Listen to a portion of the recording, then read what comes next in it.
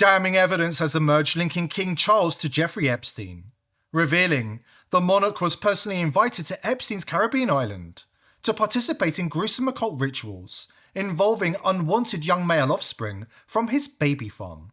We are talking about pagan rituals with satanic influences, child abuse out in the open. And for one unlucky child, it was more than just abuse, it was child sacrifice. According to white witnesses, Charles was not merely present at the ritual, he presided. Because he sees the occult as his inheritance, a birthright, etched into bloodlines that trace back through centuries of secrecy, ritual, and shadowed power. But this is the exposure they've dreaded for so long. Because the moment Charles is caught in the frame, there's no containing the storm. His reign hangs by a thread, and that thread is snapping as we speak. Before we dive in, subscribe to the channel if you haven't already, and join the People's Voice Locals community to join our incredible community, support the channel, and gain access to exclusive and uncensored content. The Epstein files have confirmed what victims have alleged for years. Jeffrey Epstein ran baby farms and plotted to seed humanity with his DNA by forcibly impregnating underage girls at his New Mexico ranch. Now, brave survivors are stepping forward with an even darker revelation. Epstein systematically murdered most of the male infants born from those horrors, and he invited King Charles to join him in the killings. Emails from 2011 show that Epstein commissioned a $2,000 reproduction of the Massacre of the Innocents by Dutch painter Cornelis van Haarlem.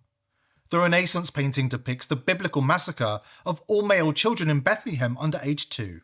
One of Epstein's assistants wrote in an email, "It's the large 9x9 canvas that we had rolled out for him to see in the entryway where they are killing babies. Killing baby boys. While the girls were kept alive to experience even greater horrors." Let that sink in. So this is one of the most disturbing things I've ever read in my life, and it raises the question, was Jeffrey Epstein impregnating young children in order to force them to have kids that would then be brought into the world of sex trafficking and pedophile rings from a newborn? Or I should say from the age of newborn, or whatever you'd say. So these are screenshots from a journal of one of Epstein's victims, and the girl talks a lot in coded language. But the really disturbing thing throughout these journals is that she talks about multiple perpetrators. She names perpetrators, like the executives at AOL, Leon Black, a good friend of Epstein's. There are many more too. But this girl constantly talks about death, about murder, about her babies being taken away from her, about her being forced into these traumatic procedures that were extremely gruesome and bloody. There are also pictures of what I can assume are potentially her babies, her sonograms. And yeah, I mean, you can pause and read all of these pages. There are so many of them. Here are some of the pages translated though. Tomorrow is the halfway ultrasound for Jeffrey. This one stuck. After they took the first baby who survived in the early miscarriage, I think it was called, I no longer feel like a person but a vessel. Will they take this one too? Who has the first one? Where did Ghislaine go? I can't let myself get attached. My body feels so tired. Will I ever be free? So then in another page of coded writing, she writes, I am such a monster. I didn't console her. I can't unhear her screams. They haunt me. I couldn't even bring myself to look at her. I am a monster. I deserve to be haunted by her screams. I am so sorry. I am so broken. Another page here, she describes the doctor who was from Israel, and she describes the procedure. This was different, a shot, and those rod-like things had a hook and so much pain. Blood and water all over the bed, and she was right, like a feeling when your tummy hurts and you have to push. I saw her fingers, this tiny head and body in the doctor's hands. It reached its tiny arm up and had a tiny foot. I closed my eyes and no more.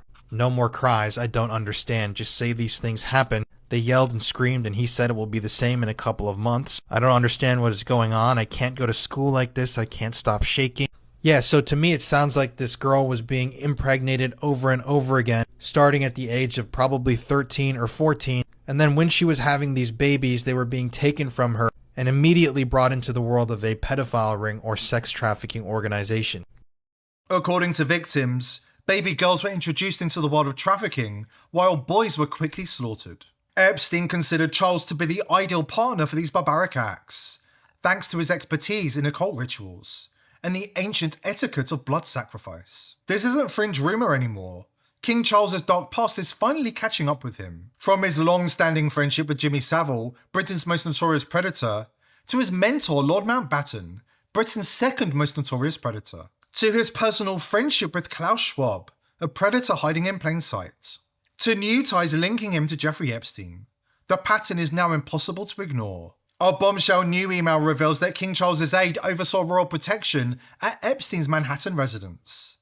And this was 2 years after Epstein's 2008 conviction for soliciting prostitution from a minor. We're talking about Peter Loughborough, the man who serves as Lord Steward to King Charles, a top role in the royal household, overseeing protocol and protection. Turns out the royals were as comfortable at Epstein's properties as he was at theirs. Charles, how long have you known about Andrew and Epstein?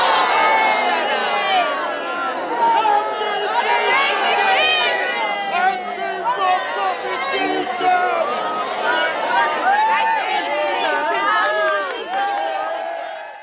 Then there's Prime Minister Keir Starmer, placed by eyewitnesses on Epstein Island, and now forced to fire his US ambassador Peter Mandelson, after Epstein files revealed their friendship, with emails showing Mandelson calling Epstein his best pal, offering legal support, and sharing sensitive government information. And the web of elite-level deceit just keeps getting more twisted. Mandelson has been renting his country house since 2014 from financier Nathaniel Rothschild, whose family name surfaces repeatedly in the Epstein files. Because, of course it does. Prince Andrew might be the one in the doghouse, but the rot goes all the way to the top.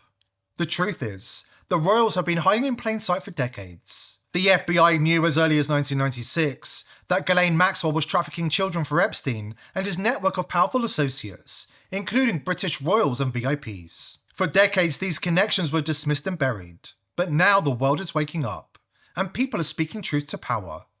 Like the man in Canada who asked Charles how many kids the king molested on Epstein's island.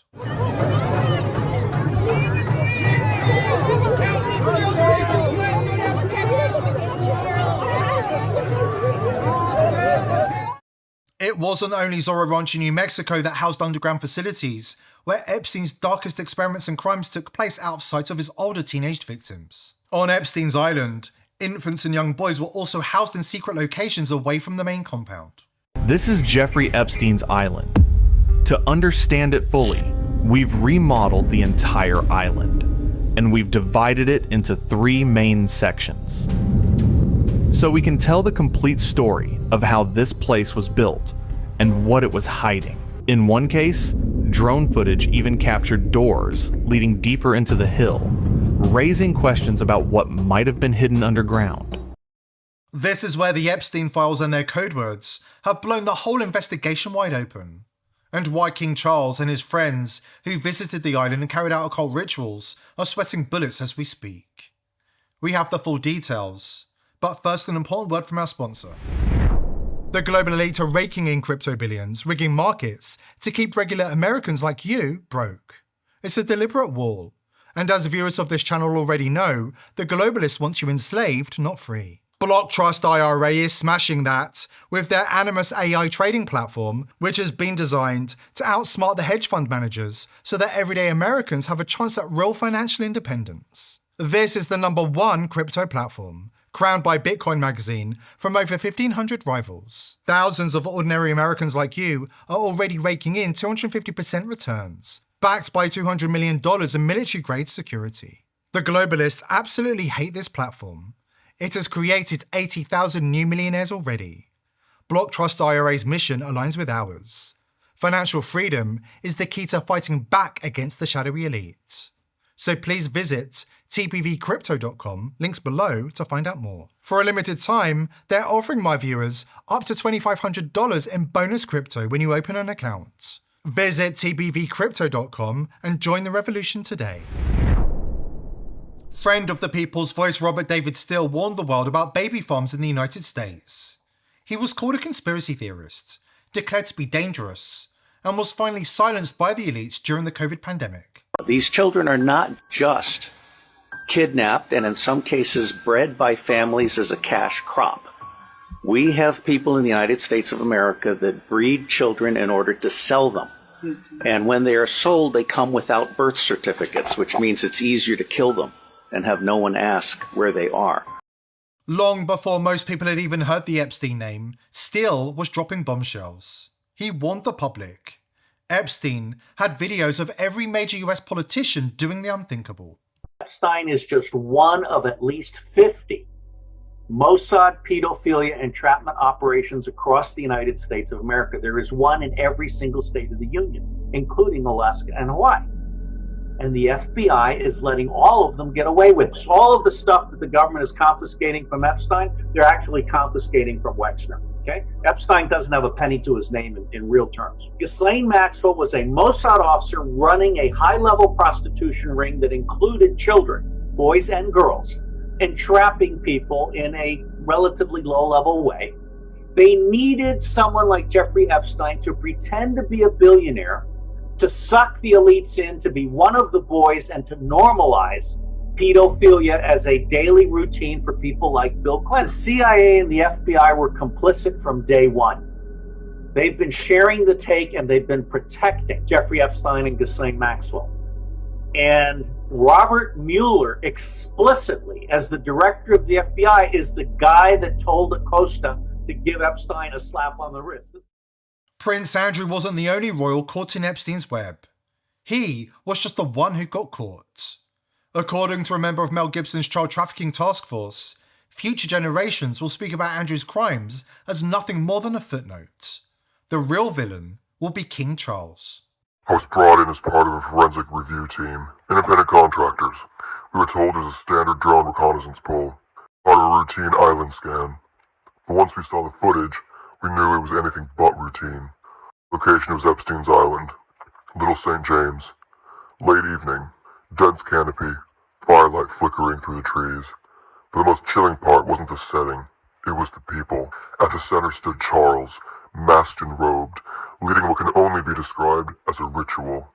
He wore elaborately carved animal mask, boar or stag maybe, and an exaggerated wooden phallus strapped ceremonially to his body. It wasn't hidden, it was the focal point. He moved with authority. This was no guest.